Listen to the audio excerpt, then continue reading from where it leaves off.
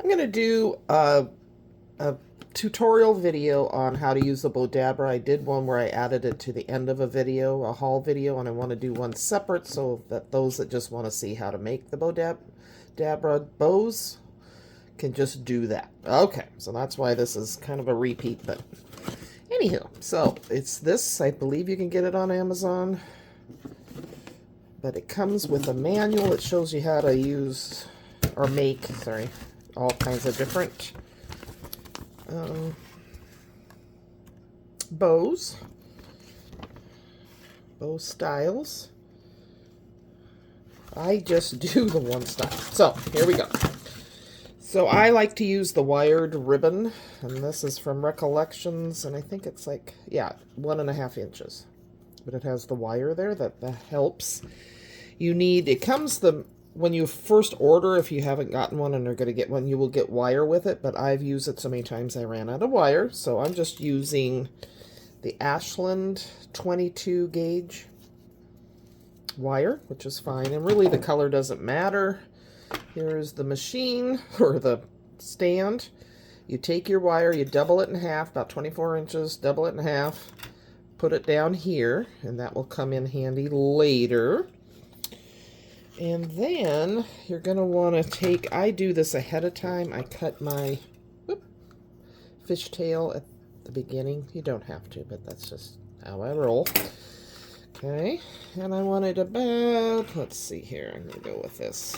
Stick it down like that. Okay. Then you're going to take your ribbon. I just keep it on the roll. I don't try to guess how much I need. And you're going to start making your loops. So, and this piece comes with it, and this is what you smash it down with that keeps it plump and going. And I kind of take mine, and you could, I guess, do it without wire. It just might not have as much form to it as I've only used wired ribbon, so I don't know, I can't speak to that. So you just keep doing this till you get as many loops as you think you want. How big you want it is what determines that. And go again here. And you can see I'm not trying to form, I'm just smush it down. Push it down.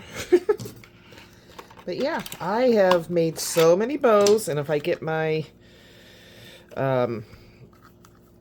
ribbon on sale, it's quite cost effective because you're not paying for just one bow quite a bit. So it has saved me money. Not that I don't buy bows, especially when they're on clearance, but you know, if I don't want to, I don't have to. I have enough ribbon. So Christmas wreaths, all kinds of things. I'm going to go one more here. I've got 3 on each side. I'm ending with my ribbon right here.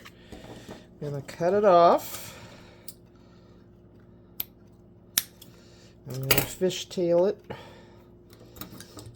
I don't know that they're the same length, but that's okay. Okay. All right. Hopefully you can see this okay. So now, here is I'm done with all of that. You will need scissors, obviously. I've shown you that I use scissors. So then I just come up with this wire, and I cross that way. And I really, really, really pull it as tight as I can. I'm going to actually go like this to just secure it really good. And then I'm going to tie it.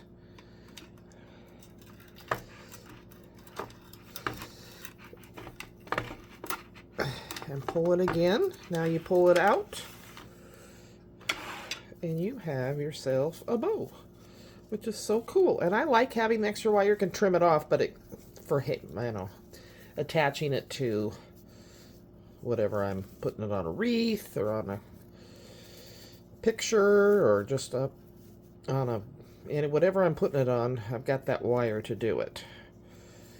And there, so you just floof your loopies, get them how you want them.